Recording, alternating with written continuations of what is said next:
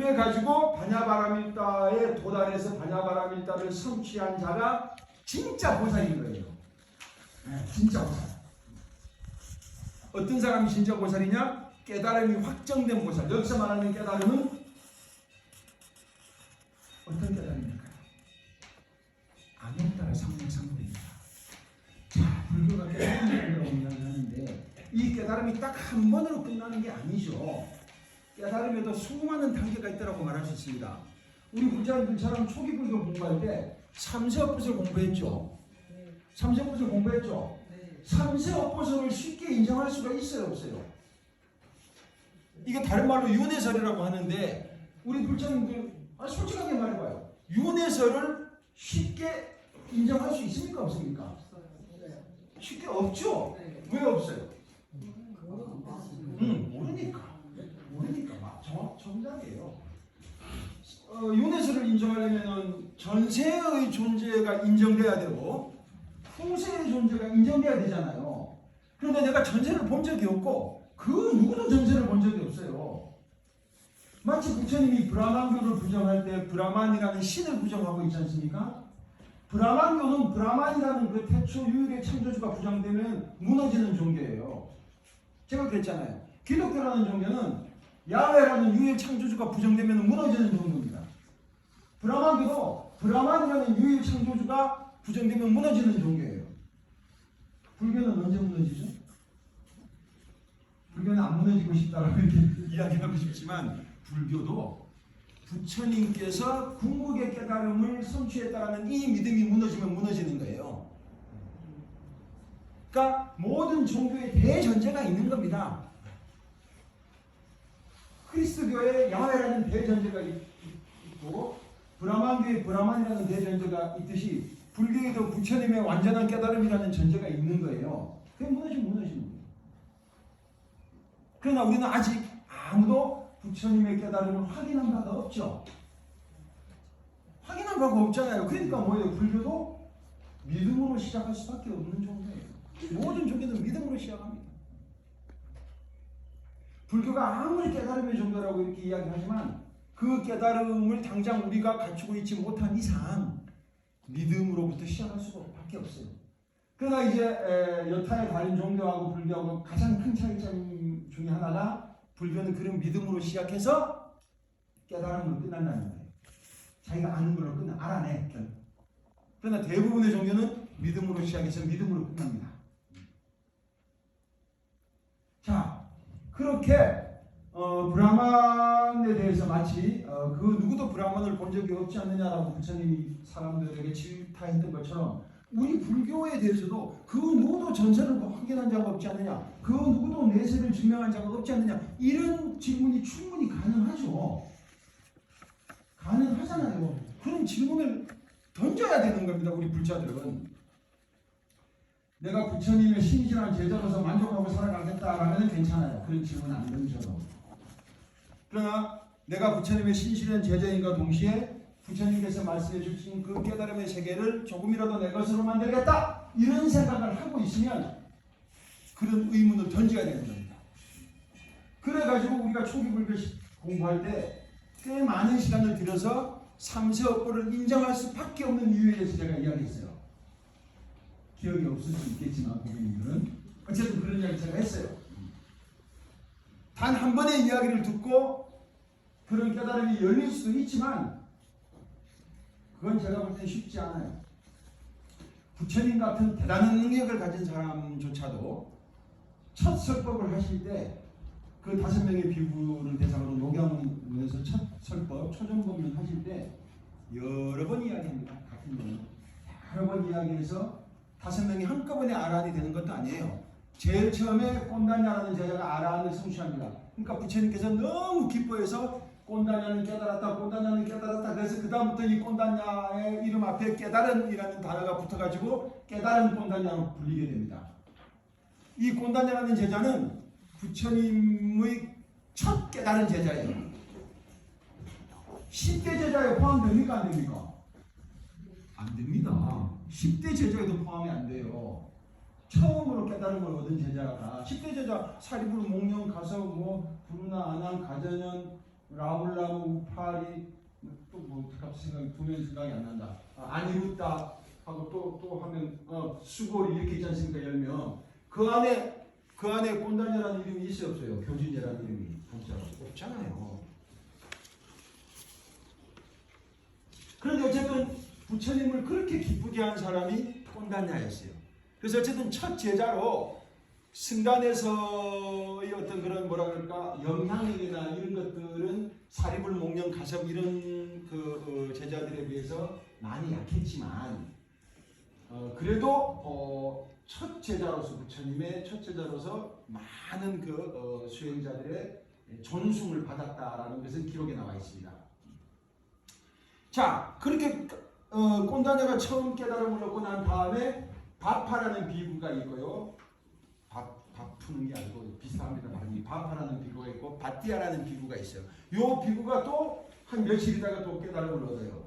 그 다음에 마지막으로 2명 남았잖아요. 마하나마라는 비구하고 아사지라는 비구가 깨달음을 얻어서 5명의 아라한이 나오는 거예요. 그것처럼 부처님의 어떤 그런 말씀이나 그 제자들의 깨달음도 한순간에 이루어지는 게 아니거든요.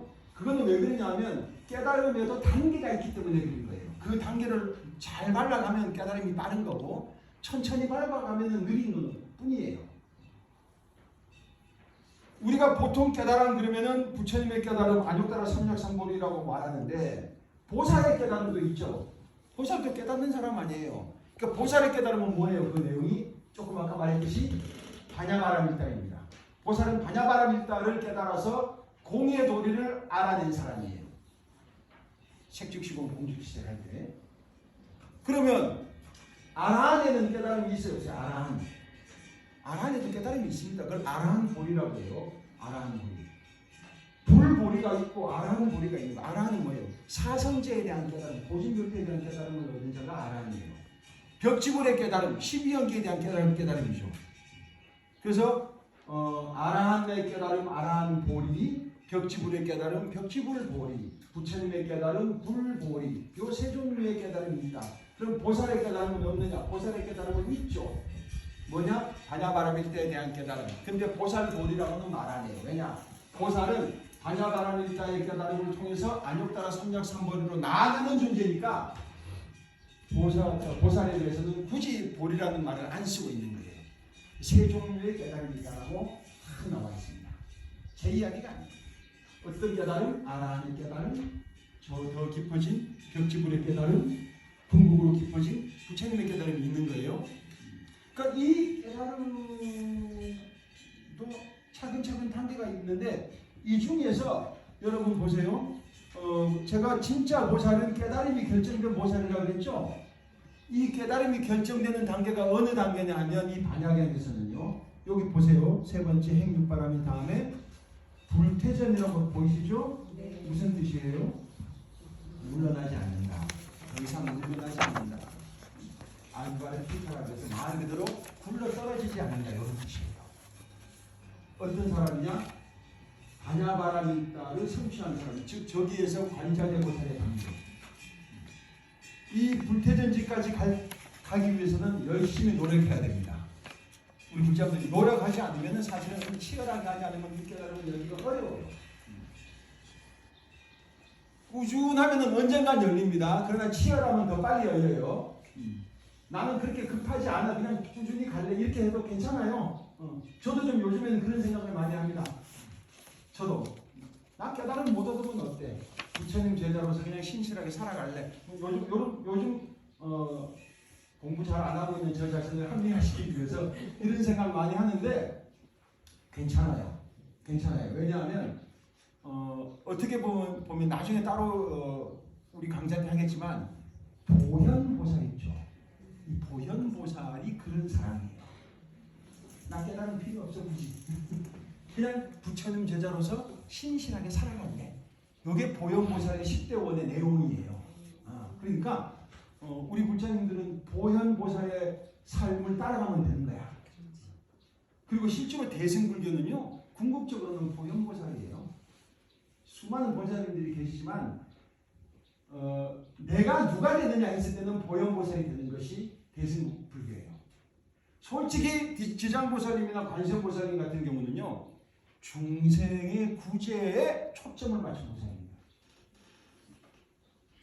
내가 의지해야 되는 존재들입니다. 아시겠습니까? 근데 문수보살이나 보현보살은요, 우리가 예불문의 4대 보살 하면은 문수, 보현, 관세음, 지장이잖아요. 문수, 보현 보살은요, 공부와 관계된 보살이에요. 공부와 관계된, 깨달음과 관계된 보살이에요. 나의 깨달음과. 관세음과 지장보살님은 나의 깨달음이 아니라 나를 구원해주는 나의 구원과 관계된 분들이에요. 굉장한 어떤 그런 차이가 있죠. 어쨌든 더 이상 굴러 떨어지지 않은 이 단계에 가면은 크게 노력하지 않아도 안욕따라 삼략성불리를 얻는다 이 말씀입니다. 그리고 마지막 단계의 보살이 일생보처보살, 그래서 에카자티파티바다라고 하는데 딱 한 생을 보살의 자리에 묶여 있다. 그래서 가장 정확한 번역은 보살에 있는 일생 속에 한 생을 묶인 바 된다. 에카라는 말이 하나라는 뜻이고 자티라는 말이 생이라는 뜻이에요. 그래서 일생 이렇게 번역된 건 정확한 겁니다.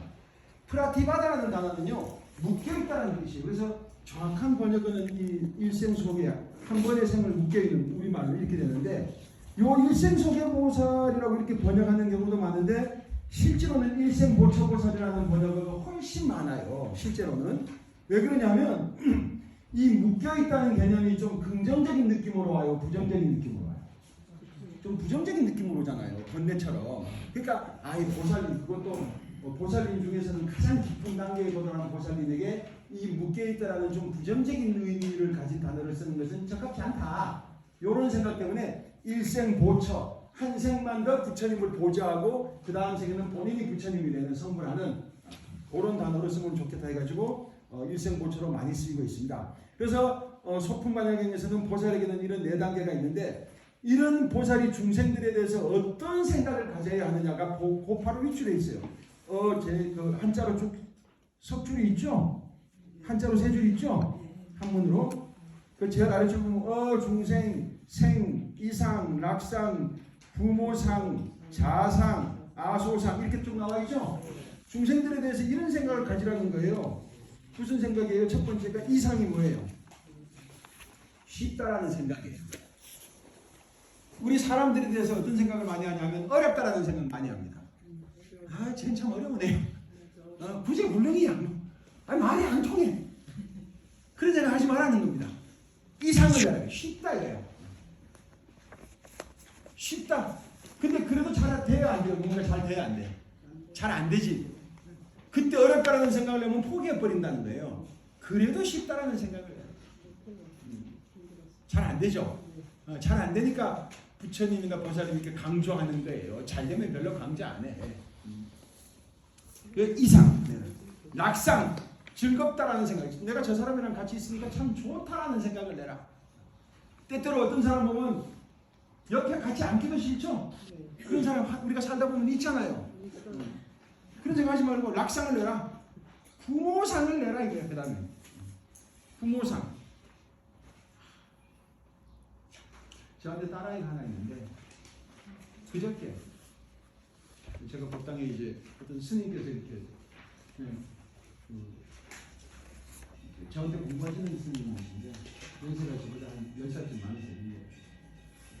제주도에 계시는데 원래 그 다음 날이 어제 토요일이 그분이 참석하는 법회가 있는 날이에요. 근데 그 전날 다른 팀 법회가 있거든요. 제주도에서 오시니까 근데 토요일 오전 법회니까 아침 일찍 비행기 타고 13년을 저한테 공부하고 계시는데 한 번도 안 빠졌어요. 13년 동안 진짜 한 번도 안 빠졌어요. 공부밖에 모르는 스님이에요. 근데 그분이 이제 곧 미리 올라오신 거예요. 하루 미리 올라오셔가지고 태경 법당에 꼭 오세요. 그 전날 어차피 법회가 있으니까 그 법회에도 참석하고 이제 하시고. 근데 이제 좀 일찍 오셔가지고 이런저런 이야기를 하는데 문자가 타온 거예요. 문자가. 내 전화를 좀 챙겨놓고 왔구나. 근데 이제 저한테 딸 하나 아들 하나가 있는데 딸애가 이 지하철 전철 이렇게 그 계단에서 이게 넘어진 거예요. 다쳤어요. 그래서 다쳐가지고 막 얼굴이 엉망이 된 어떤 그런 모습을 이제 사진을 찍어가지고 이제 병원에서 저는 모르고 있습니다. 병원에서 치료하는 게 있는데 그러니까 이제 32살인데 결혼할 생각을 안 해.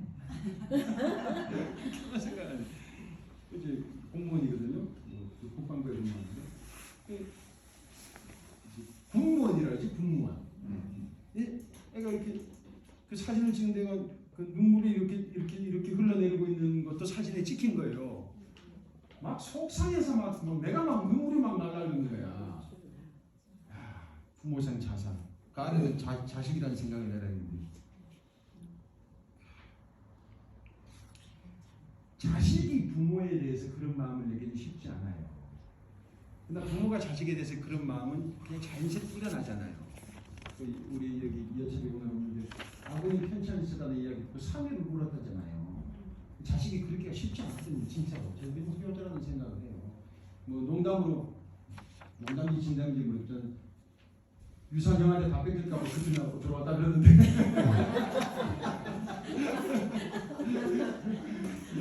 그러니까 이제 자기 아버지에 대한 어떤 그 생각이 그 좀 깊은 것이 이렇게 드러나는 것이 쑥스러워서 이렇게 말을 돌리려고 뭐 그렇겠죠.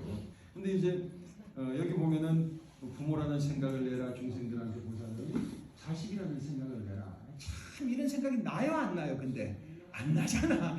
안 나. 이게 쉬운 거면 부처님이 굳이 이런 이야기를 안 해요. 나랑 아무런 상관이 없는 사람들에게도 나이 많은 분들에 대해서는 부모상, 어린 사람들에 대해서는 자상을 내라 이렇게 이야기를 하시는 거잖아. 사실 부처님께서 우리들에게 이렇게 요청하시는 거 보면 때로 너무 과하다 이런 생각이 들어요. 때로는 초기 불교 때 그 사무량심 기억하실까 모르겠는데 이 세상에 있는 모든 생명체들을 행복한 나의 삶을 위한 동반자로 생각을 해라. 벗으로 생각을 해라. 이런 이야기 나오시잖아요. 그 사무량심의 첫 번째 자심이라고 하는데 사랑 자자 써가지고 자심이라고 하는데 그런 생각이 가능합니까 과연? 좀 미워 죽겠는데 어떻게 내 친구야? 어? 미워 죽겠는데 근데 참 때로는 과한 말씀 요청을 하시는데 분명히 현실의 우리들에겐 과한 요청임에도 불구하고 부처님께서 굳이 계속 그런 말씀을 반복하시는 이유가 그렇게 말씀을 반복해서 우리 귀에 그것이 박히도록 하시는 거예요. 내가 평상시에 그대로 못하더라도 때로는 그 부처님의 말씀이 때로는 내 마음이 엇나갈 때 브레이크 역할을 하도록 자꾸 반복하시는 거예요. 그런 때때로는 그런 브레이크 역할을 합니다. 우리 불자님들 악업을 지으면 고보고 괴로움이 온다. 이거 알고 있잖아요. 그럼에도 불구하고 악업을 짓는 적이 있어요, 없어요? 있습니다. 없구나. 우리 불자님들 저는 간혹 있어요. 저는 간혹 있는데 그럴 때마다 어떤 생각을 하냐면요. 가끔씩은 이게 내가 언제가 이 과보를 받지? 언제 받을까? 빨리 받았으면 좋겠다. 이런 생각을 합니다. 그런 생각이 들면 내가 한순간의 작은 이익 때문에 그렇게 그 마음을 그렇게 쓰거나 그렇게 행동하면 안 되지라는 생각이 싹 드러나요. 올라와요. 그렇다고 해서 내가 또 그대로 또 행동하냐면 또 그것도 아니야. 그래도 그런 생각이 올라온다는 것이 굉장히 중요한 거예요. 아시겠습니까? 그런 생각을 갖고 있으면 문제야. 그리고 이제 대풍반야경에서 10지가 나오는데 이 반야경에서 이 대풍반야경에서 이 10지를 보면은요 재미있는 내용이 이 안에 초기 불교의 사과의 내용이 그대로 들어가 있다는 것만 기억하시면 되겠습니다. 알겠습니까? 초기 불교의 성문들 사과라 그러면은 부모님들 수다원, 사다함, 아나함, 아라한 이렇게 이야기하거든요.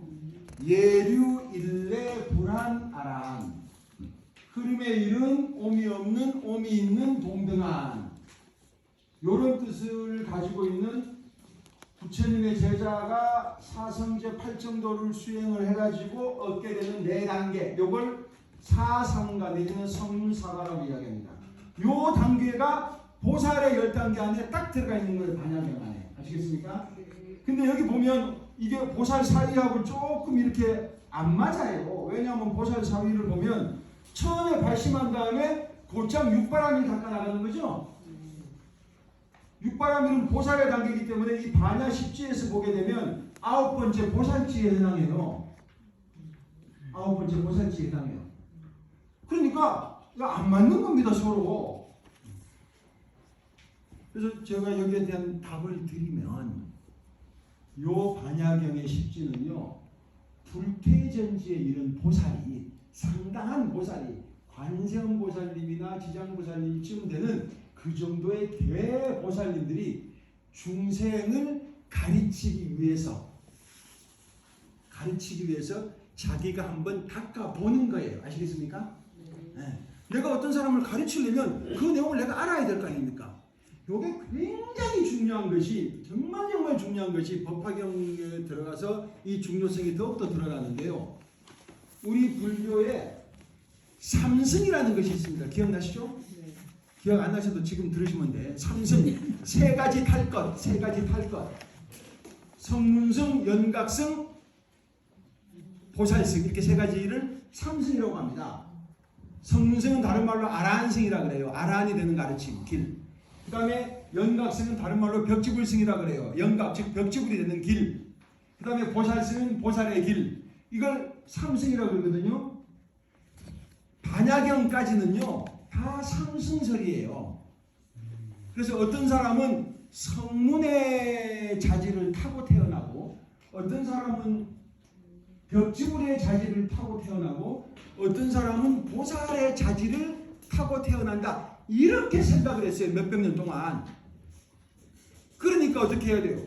성문의 자질을 타고 태어난 사람에게 육바라밀을 가르친다. 의미가 있다 없다? 없어요. 성문의 자질을 타고난 사람에게는 사성제 8정도를 가르쳐야 되는 겁니다. 벽지불의 자질을 타고난 사람에게는 12연계를 가르쳐야 된다는 거예요. 이게 삼승입니다. 보살의 자질을 타고난 사람에게 육바라밀을 가르쳐야 된다는 거예요. 우리 불자님들 스스로에 대해서 곰곰이 한번 생각해봐. 나는 성문의 자질을 갖다, 사성제 8정도 공부하는 게 좋을 것 같다. 원래 손 들려고 하면 아무도 안 줘. 자, 그러면 나는 보살의 자질을 타고난 것 같다. 손 들어봐요. 오, 그럼 육바라밀 이렇게 되는 거잖아요. 근데 어쨌든 요게 삼승이라는 거예요. 그러니까 삼승선에 입각하게 되면 보살은 이 아라한의 길 공부할 필요가 있다 없다? 없는 거예요. 벽지불의 길 공부할 필요가 있다 없다? 없는 거예요. 그냥 처음부터 육바라밀 공부하면 되는 거예요. 초발심한 다음에 곧장 육바라밀을 공부하면 되는 거예요. 무슨 말인지 이해가세요? 근데 그건 자기 공부가 어떤 길을 걸어가야 되느냐 할 때 하는 이야기고, 중생들을 구제할 때는 보살이 구제도 하잖아요. 상부고리 하화 중생들을 교화를 하잖아요. 교화를 할 때 그 사람에게 맞는 걸 해야 된다. 이 생각 들잖아요. 그러니까 이 보살이 중생을 교화할 때는 이 사람은 성문의 자질이면 사성제 8정도를 가르쳐야 돼. 근데 사성제 8정도를 가르치려면 자기가 알아야 돼요, 몰라야 돼요? 알아야 되잖아요. 그러니까 공부하는 거예요. 아시겠습니까? 네. 자, 이런 반야경이 끝나고 우리가 지금 어디로 들어가느냐 하면 마지막 한 장. 이거 오늘 역법연학이 나온 이거 있죠? 법화경 보십니까? 찾으셨어요? 앞뒤로 보시기 편하고. 이 뒤는 그냥 저의 개인적인 생각들을 정리해 놓은 거고요. 이 앞에 한 장이 실제로 경전의 내용을 제가 직접 이렇게 소개하거나 요약을 해 놓은 겁니다. 자, 법화경.